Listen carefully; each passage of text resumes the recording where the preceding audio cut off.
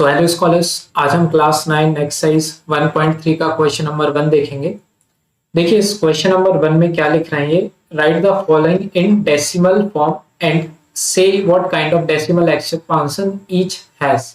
तो सबसे पहले हमें क्या करना है, इन नंबर्स को डिवाइड करना है। डिवाइड करने के बाद हमें बताना है कि जो हमारा आंसर आया है, जो हमारा क्वोशिएंट आया है, उसका डेसिमल एक्सपांशन कैसा है। तो इसको बताने के लिए कि किस तरीके का डेसिमल एक्सपांशन है, तो हमें उसको पता भी होना चाहिए कि कितने तरीके के डेसिमल एक्सपांशन होते हैं। What are the different kind of decimal expansion exist. Okay, तो सबसे पहले हम वो जानते हैं, उसके बाद हम क्वेश्चन करेंगे। तो देखिए सबसे पहले हमारा जो डेसिमल एक्सपांशन होता है वो होता है टर्मिनेटिंग। टर्मिनेटिंग, ठीक है। टर्मिनेटिंग डेसिमल एक्सपांशन में क्या होता है कि जब भी आप कोई भी दो नंबर को डिवाइड करें और आपका रिमाइंडर जीरो आ जाए, ठीक है, आप कोई भी नंबर को डिवाइड करें और आपका रिमाइंडर क्या आ जाए, जीरो आ जाए। जैसे अगर मैं ले लेता हूं 13 को मैं डिवाइड कर रहा हूं 2 से, ठीक है। जब मैंने 2 को 13 से डिवाइड किया तो 2 6 12 आया, उसको माइनस किया तो मेरा 1 आया, और फिर मैंने पॉइंट लगा करके क्या लगा दिया, जीरो। तो ये हमारा आ गया 2 5 10, ठीक है।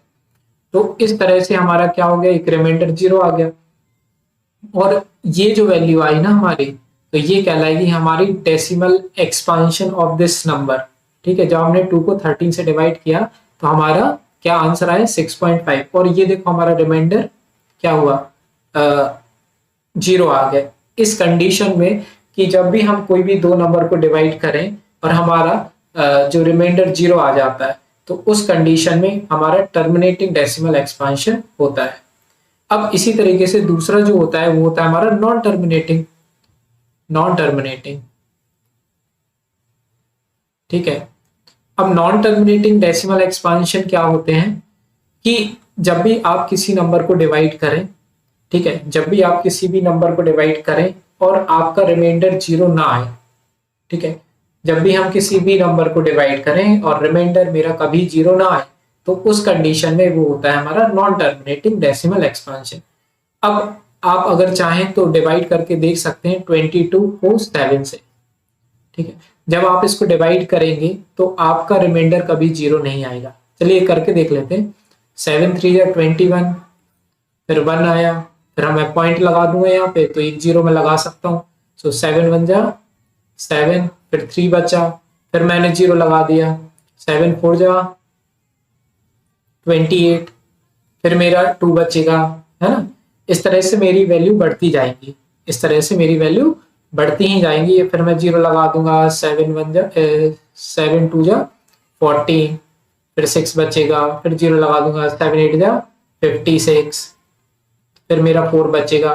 तो मीन्स इस तरीके से हमारी वैल्यू जब बढ़ती जाती है ना, कभी मेरा रिमाइंडर जीरो ना आए और ये क्वोशिएंट मेरा बढ़ता जाए, तो ये कहलाता मेरा non terminating decimal expansion. Clear. अब नॉन टर्मिनेटिंग डेसिमल एक्सपांशन में भी मेरे 3 टाइप्स होते हैं। Non terminating decimal, sorry 2 types होते हैं। नॉन टर्मिनेटिंग डेसिमल एक्सपांशन भी 2 तरीके के होते हैं, वो पहले हम सीख लेते हैं। सबसे पहला होता है नॉन टर्मिनेटिंग डेसिमल एक्सपांशन में नॉन टर्मिनेटिंग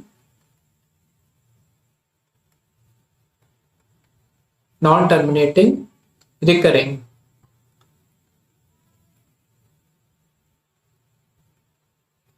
है ना। नॉन टर्मिनेटिंग रिकरिंग, डबल आ रहेगा यहाँ पे, ठीक है। तो नॉन टर्मिनेटिंग रिकरिंग मीन, देखो नॉन टर्मिनेटिंग आ गया, इसका मतलब मेरा रिमाइंडर तो जीरो नहीं आएगा, ठीक है, लेकिन जो मेरा क्वोशिएंट आएगा वो क्या होता जाएगा, मेरा रिपीट होता जाएगा। जैसे अगर मैं एक एग्जांपल दूं, देखिए हमारे आंसर जो होते हैं वो हमारे ये होते हैं, ठीक है, ये है ना। तो जब भी हम मान लीजिए किसी नंबर को डिवाइड करें और मेरा जो आंसर है वो इस तरीके से आए 2.23, फिर 23, फिर 23, फिर 23, इस तरीके से मेरी वैल्यू ये बढ़ती जाती है। तो इस कंडीशन में अगर मेरा इस तरीके का क्वोशिएंट आता है, या फिर जब मैं किसी दो नंबर को डिवाइड करूं और इस तरीके का मेरा आंसर आता है, तो ये होता है नॉन टर्मिनेटिंग रिकरिंग। रिकरिंग को हम रिपीटिंग भी बोल सकते हैं, तो इस तरीके से भी लिख सकते हैं नॉन टर्मिनेटिंग रिपीटिंग। ठीक है, नॉन टर्मिनेटिंग रिपीटिंग।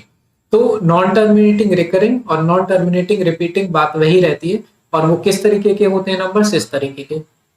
और अगर मैं देखूं एक दो और एग्जांपल देख लेते हैं, 1.010101 इस तरीके से हमारे नंबर बढ़ते जाए, तो ये भी क्या होता है, non terminating repeating. Non terminating इसलिए क्योंकि हमारा आंसर आ नहीं रहा है, और रिपीटिंग इसलिए क्योंकि एक सेम पैटर्न में हमारी वो वैल्यू आगे बढ़ती जा रही है। क्लियर? तो ये हुआ हमारा फर्स्ट कंडीशन नॉन टर्मिनेटिंग में। अब दूसरी जो कंडीशन आती है हमारी, वो होती है नॉन टर्मिनेटिंग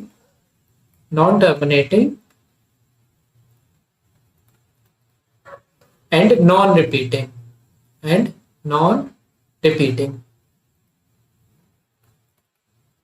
इसका मतलब होता है कि अगर मैं किसी दो नंबर को डिवाइड करता हूं, तो क्योंकि नॉन टर्मिनेटिंग है, तो इसका मतलब तो ये है कि मेरी आंसर आएगा ही नहीं, लेकिन कंडीशन क्या हो जाएगी कि उसमें हमारी वैल्यू रिपीट नहीं होगी, है ना। जैसे अगर मैं एक एग्जांपल आपको दूं, जैसे 2.4598769453 कुछ भी मैं एक नंबर लिख देता हूं, ठीक है। जब मैं डिवाइड कर रहा हूं तो इस तरीके की मेरी कोई वैल्यू आ रही है, तो इसमें अगर मैं देखूं तो कोई एक स्पेसिफिक पैटर्न भी फॉलो नहीं हो रहा है और आंसर भी नहीं आ रहा है।